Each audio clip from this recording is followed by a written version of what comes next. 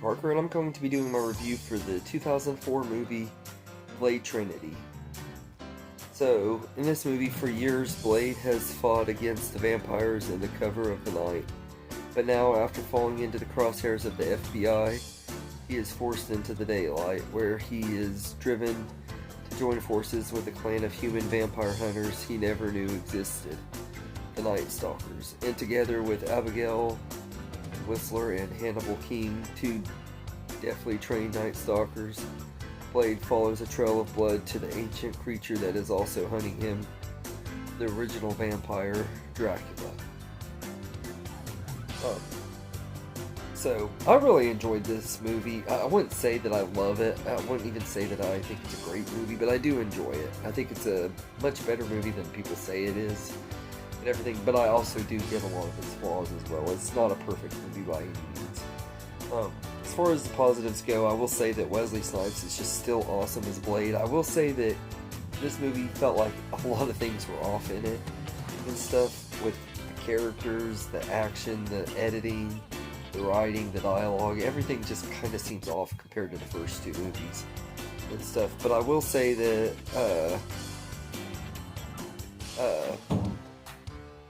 the Wesley Snipes is once again awesome as Blade. I think he still kicks a lot of butt and is still really cool, even though his performance is even off a little bit.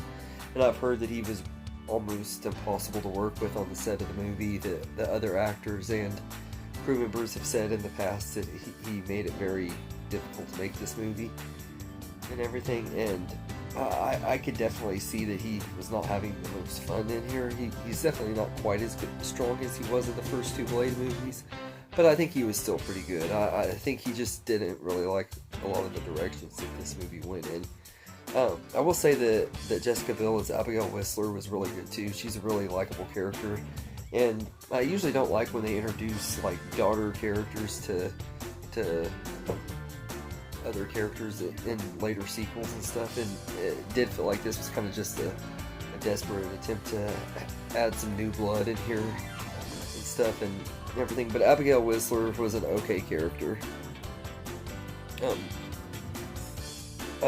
Dominique Purcell is pretty good as Dracula. I think he's a really good villain and everything, and he has an awesome deep voice and stuff, and a really cool screen presence. And I think if he would have been in a better written Blade movie, he would have been an awesome, even more awesome villain. But I do think for what we get, he is a cool enough villain. I don't think he's quite as cool as Deacon Frost or the villains from Blade 2, but I do think he's still a good enough villain. Chris Christopherson is once again good as Whistler, although he doesn't have as much screen time in this one as he did the first one, but it was cool getting to see him again, and he's great in here. I love him as the character and stuff. I just wish he would have had more to do.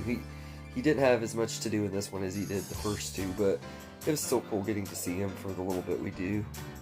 And I'll say the score is okay. I don't think it's quite as good as the score for the first two movies, but it's still pretty good, and it has like an early 2000s vibe to it that really helps the movie feel like an early 2000s movie, which is kind of a positive for me, because I just am a sucker for early 2000s nostalgia and stuff, and I always feel nostalgic when I watch movies like this and stuff, because this movie just feels like something from the early 2000s. And I'll say the CGI in this one is not bad at all this time. It doesn't really bother me at all in this movie. So I will say that the CGI and visuals and stuff have come a long way and are much better in this movie and everything. And there is a lot more CGI in this one, I think, than there are the other two and everything, but it just doesn't faze me. And maybe it's also because I'm used to early 2000s CGI by this point too. And I feel like it has better compared to some of the other movies from that time period.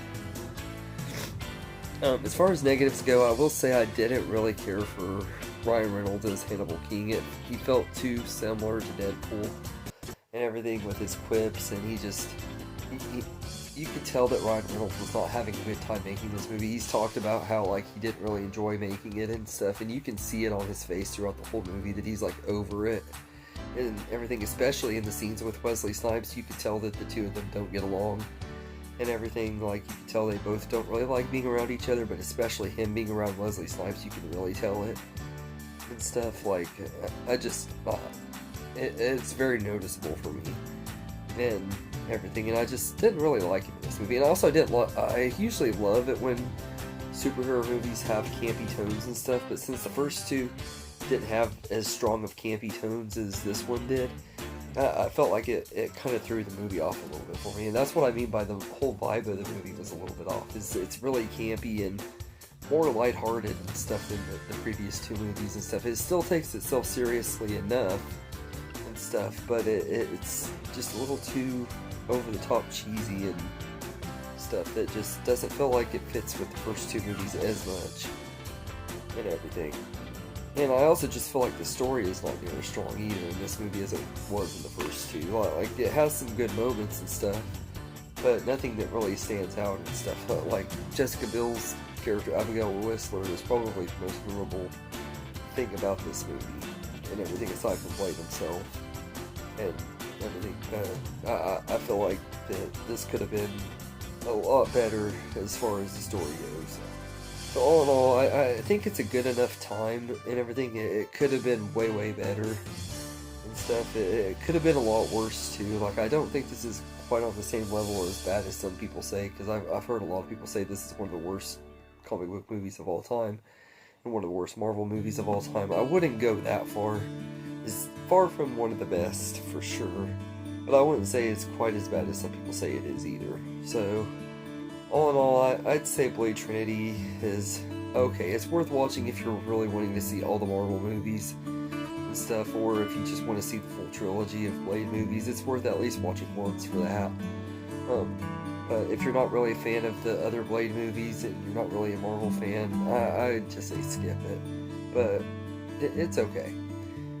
It's not a must-watch, but it's not the worst thing in the world either. So I'd give Blade Trinity a 6 out of 10. So anyway, let me know in the comments what you think of this movie, and I hope you enjoyed this video, and have a good day, everybody.